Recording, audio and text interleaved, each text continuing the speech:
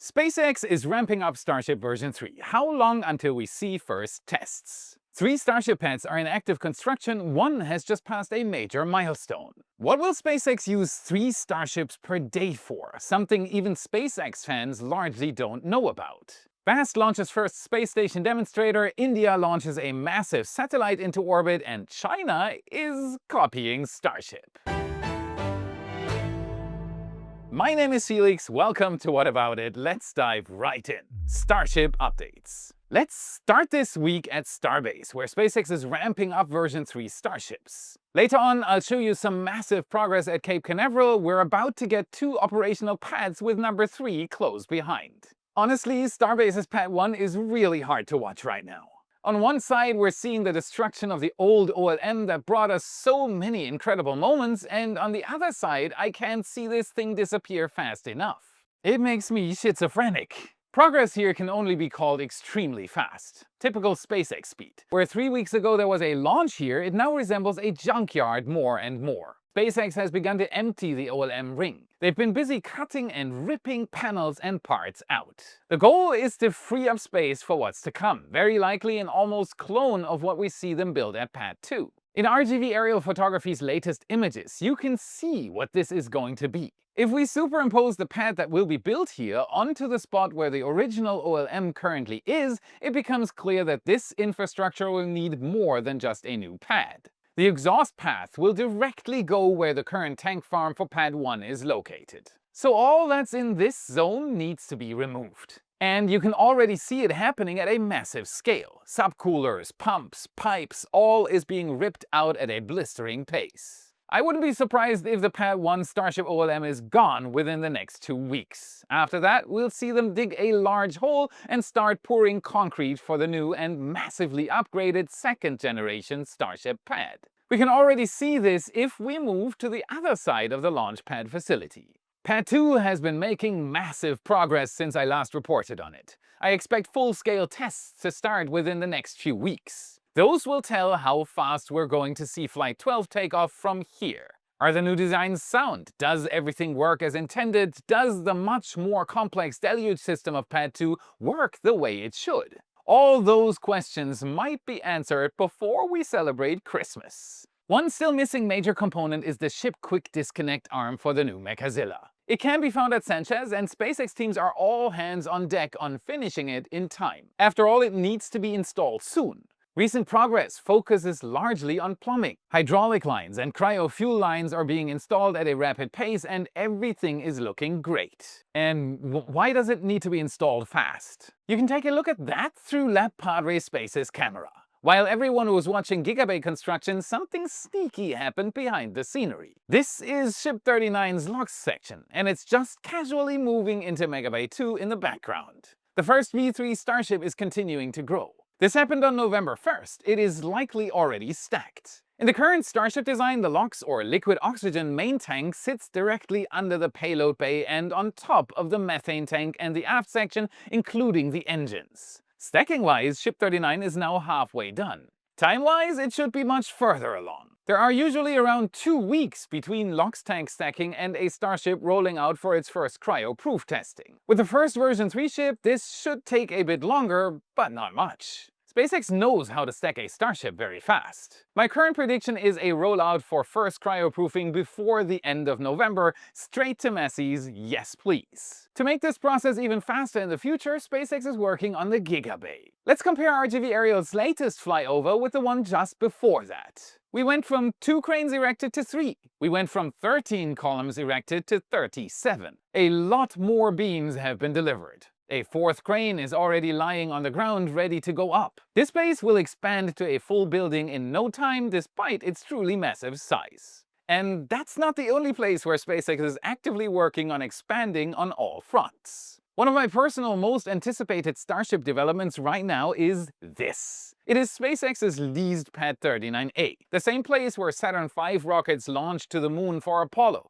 And it is under heavy construction, as you can see. This image was taken by a satellite on November 2nd, and it is a treasure trove of information. We can see the tower and, right next to it, the dug-out flame trench. It has the same configuration as Pad 2 at Starbase. It is almost finished with the flame diverter already installed. Roughly 50 meters away from the pad, we can see a huge tank farm in the making. Oxygen and methane tanks, pumps and subcoolers. A quick word about pumps and water. Moving to the US, drinking water became an issue. We could just not stomach the chlorine, and as scientifically interested people, we were very aware of microplastic and PFAs in bottled water. Our home has a private well, challenging us with different problems. High iron, sulfur, and forever chemicals building up in your body. Possible harm includes brain development, immunity and growth problems in children, and fertility issues and hormone disruption in adults. We are using around 18 liters per day, 540 liters per month, costing us around $250 for 28 5-gallon water jugs. Each month, that is $3,000 per year, just for water.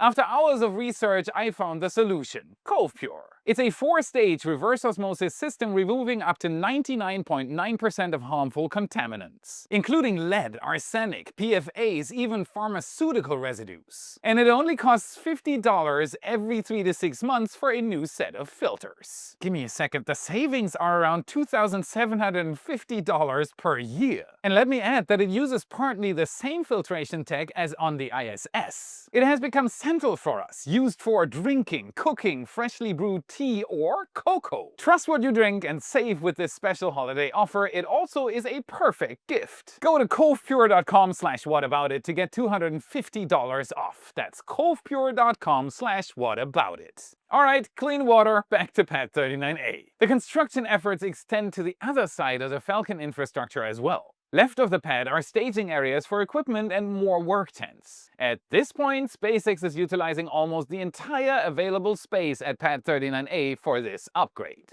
This is very likely the place from which SpaceX and NASA will launch the Artemis Starships, with a little luck in 2026. If not, then we can expect all this to happen in 2027. And the list goes on. Take a look at this shot from NSF's very own Max Evans. Captured on October 23rd, it shows the OLM for Pad 39A out of its construction tent. You can see that at the time this image was taken, the construction was far along. Very far along. John Winkopp was out for us on Tuesday and took these images. That is the same OLM as in the flyover image, and it rolled to Pad 39A. This will be lifted into place very soon, then SpaceX will begin building the side gantry, and then Starship flights at Cape Canaveral aren't far away anymore, at the latest around the middle of next year. And efforts aren't limited to 39A at all. This image, taken by Julia Bergeron from NSF on October 23rd, shows tower segments being built right next to the tent used to construct the OLM for Pad 39A.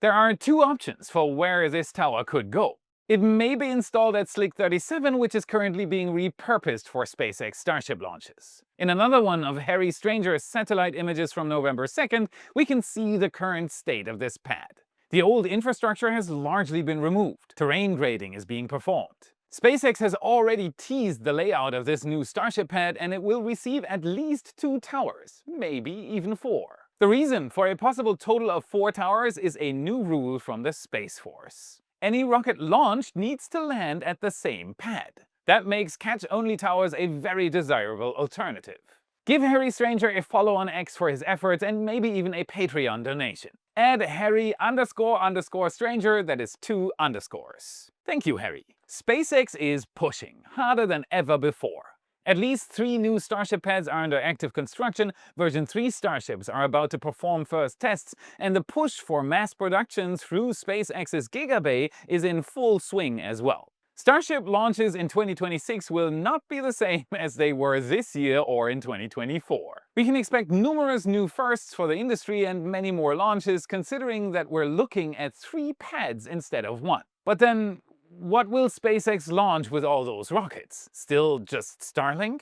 Before we move on, hit the subscribe button to stay informed. Like this video if it brought you value, and become a Y supporter for extra content. Up to 7 picture galleries per week, satellite, helicopter and ground photos, and 3D animations. Chat with me and gain more insights on the topic you love. Thank you very much. So what will SpaceX launch with all these Starships? Considering that SpaceX is absolutely on track to raise the bar once more in 2025 and achieve more than 150 launches in 1 year with Falcon 9 alone, why do they even bother building a Starlink dispenser for Starship?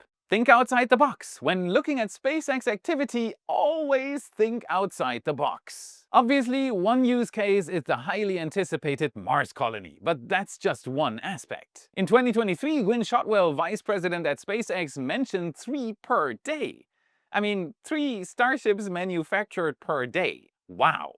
You do not need 3 Starships per day for Mars and Starlink combined. That's 1,000 Starships per year. So, what will they be used for?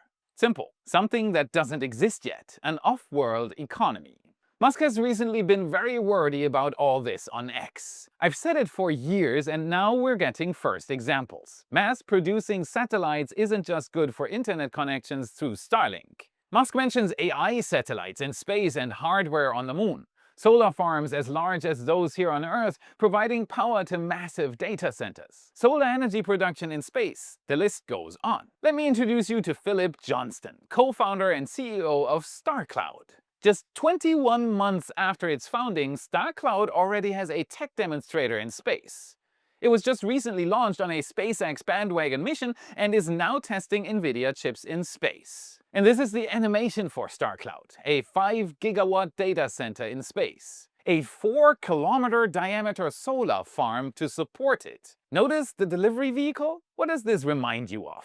Yeah, it's uncanny. StarCloud systems are planned to be shipped with Starships. Think outside the box. Try to think of things that have never been done before, and you enter SpaceX's Starship plans. It is not just Mars or the Moon or Artemis. It's an entirely new access to space, enabling projects we've never even dreamed of. SpaceX's Starship will radically change the way we look at space in the coming years and decades. It will constantly be upgraded and redesigned for bigger and bigger goals. It might actually lead to humanity being not just a spacefaring species, but one that actually lives in space and doesn't just do experiments up there. And for that, you need 3 Starships per day. Quick reminder, if you want to see how SpaceX is doing from the air with your own eyes, go to redlineheli.com/Felix. $25 off for anyone using the link. The Redline helicopter team is waiting for you. They'll show you the same Starbase views a photographer gets on his Starbase flights. Unforgettable stuff. On November 2nd, Vast Space successfully launched Haven Demo aboard SpaceX's Falcon 9 Bandwagon 4 mission from the Cape Canaveral Space Force Station in Florida. Haven Demo serves as a pathfinder for Haven 1, testing essential systems including propulsion, flight computers, and navigation software. This is where the age of commercial space stations begins. The last major milestone before the first actual station will be deployed as early as next year.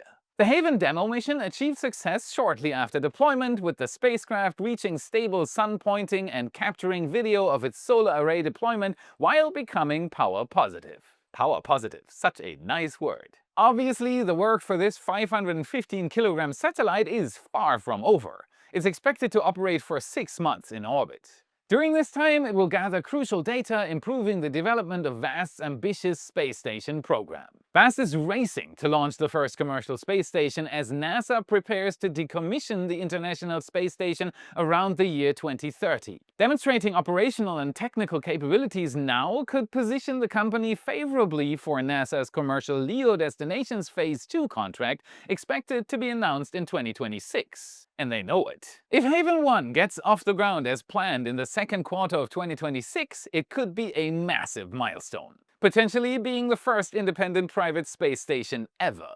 The small station is designed to host a 4-member crew of astronauts for approximately 2-week missions. Good luck, Team Vast, you rock! Over in India, ISRO has successfully launched a massive communication satellite. India's LVM-3 launch vehicle successfully launched the CMS-03 communication satellite in its 5th operational flight on November 2nd. The nominal liftoff occurred from ISRO's Satish Dhawan Space Center in the afternoon sun. LVM-3 is a 43-meter-tall 3-stage rocket. Its design is comparable to European Ariane launchers, with its central core and the side-mounted twin boosters. The name LVM-3 is not very poetic. It simply stands for Launch Vehicle Mark III, but it is also often referred to by its nickname Bahubali. This refers to a mythical figure and literally means strong arm. The reason for this choice is that LVM-3 is a heavy lifter among ISRO's rocket lineup. On its previous mission in July 2023, it famously transported Chandrayaan-3, the latest Indian moonlander. Now it has launched the heaviest payload ever for this type of rocket. The CMS-03, a military satellite weighing in at an impressive 4,410 kilograms. This satellite was designed with the Indian Navy in mind. It is to provide real-time communication for naval operations, air defense, and strategic command control across a wide oceanic and terrestrial region. While India has its own launch vehicles and plans to start crewed flights soon, its neighbor, Pakistan, opts to cooperate with China to get its astronauts to space. According to a cooperation agreement signed by the China Manned Space Agency and Pakistan's Space and Upper Atmosphere Research Commission in Islamabad, a Pakistani astronaut will likely become the first international visitor to Tiangong. So far, China has been quite reluctant to share its achievements and assets in human space exploration. The signing marks the first time for China to help a foreign nation select and train astronauts. According to Zhang Jingbo, spokesperson for the China Manned Space Agency, 2 selected Pakistani astronauts will participate in training together with Chinese astronauts, with one of them scheduled to carry out a short-duration flight mission as a payload expert. One of the most crucial training goals, aside from mastering the standard astronaut skills, is to learn the Chinese language, as it is the primary language spoken on the Chinese station. And this isn't uncommon. American astronauts who went to the ISS aboard a Soyuz spacecraft also had to learn and master Russian. The short-duration nature of the international astronaut visit suggests that the Pakistani astronaut will fly to Tiangong aboard a Shenzhou spacecraft with 2 Chinese crewmates, stay aboard the station for a number of days, and then return to Earth with 2 of the 3 crew members from the previous mission. No matter how short that mission might be, for Pakistan's space ambitions, it is a quantum leap forward. Aside from crewed spaceflight, China and Pakistan are no stranger to cooperation in space, as the Long March series of launch vehicles regularly delivers Pakistani satellites into orbit. Staying in China, we find a company working on its own take on Starship's design philosophy. Of course, in China. Chinese aerospace startup Stone has secured over $13.9 million in early-stage funding to develop an innovative reusable rocket system. Founded in mid-2024, Stone represents one of China's newest commercial launch ventures. The company is just 2 years old. Its AS-1 rocket embodies Stone's ambitious vision for affordable, reusable spaceflight. Standing at 4.2 meters in diameter, the vehicle is propelled by engines fueled by liquid methane and liquid oxygen. The launcher will be capable of delivering 15 tons to orbit when operating in expendable mode, or 10 tons when configured for recovery. Using stainless steel is no coincidence. Stone stated that their design strategies are fully aligned with Elon Musk's SpaceX, embracing stainless steel construction over traditional aerospace-grade aluminum or titanium. The reasons are just the same that ultimately made SpaceX go for stainless steel. The abundant material offers significant advantages beyond cost savings. It provides exceptional resilience to high temperatures during atmospheric re-entry and maintains strong structural integrity under extreme conditions. We've all seen how valid these claims are. SpaceX has tried to destroy Starships in previous test flights by removing parts of the heat shield and choosing an aggressive angle of attack. But in every case, the stainless steel Starship prevailed. The similarities with SpaceX's giant rocket program do not stop here either. The AS-1 support system will incorporate a chopstick-style recovery system for first-stage landings. It utilizes mechanical arms mounted on a launch tower to catch the descending booster mid-air. I mean, that definitely looks familiar. SpaceX's Mechazilla Tower undoubtedly inspired this approach. It eliminates the need for landing legs while enabling faster turnaround times between launches. Stone plans to conduct second-stage assembly, static fire tests, and full-scale demonstrations of the chopstick arms in the coming months. Currently, they are finishing up work on the second stage. Suborbital demonstrations for AS-1 are targeted for completion within 12 to 18 months, while full orbital capability is expected to be achieved within 2 to 3 years. Good luck, Stone! In California, another significant launch vehicle is being prepared for its inaugural launch in 2026. Relativity Space has achieved critical milestones in developing its Terran R reusable launch vehicle. The 82-meter tall rocket represents a significant step up from from the company's first launch attempt with Terran 1, which failed to reach orbit in March 2023. Recent progress includes completion of the thrust section, one of Terran R's most complex components. Manufactured from 7140 and 7050 aluminum alloys, the thrust section successfully withstood rigorous testing at Relativity's facility in Long Beach, California. Relativity has also tested the engine using densified liquid oxygen, a technique previously employed only by SpaceX. Supercooling a cryogenic liquid makes it even denser. That, in return, means more of it fits into the tanks. The company has completed over 160 component-level critical design reviews. That's a lot. Infrastructure improvements are equally impressive. At Cape Canaveral's Launch Complex 16, the horizontal integration facility is now fully framed and workers are adding panels. Two 113,000-liter liquid oxygen tanks have been installed at the tank farm, with additional commodity tanks planned. Foundation work for two 162-meter lightning protection towers is also underway. Yup, that is one more wagon for the 2026 hype train. So many firsts in the space industry. I know that you're already as excited as I am, and you can be sure that we'll watch the emerging future together here at Y. And that's it for today. Smash the like button, subscribe for more. This is what fuels the algorithm, and this is how you can help us for free. Check out our epic shirts in your favorite Space Nerd store. Our brand new Raptor emblem design and many more are up in the store. And if you want to learn more about what SpaceX's Starship goals are for 2026, watch this video next to continue your journey. Thank you very much for watching, and I'll see you again in the next episode. Computers and navigation. A technique where the original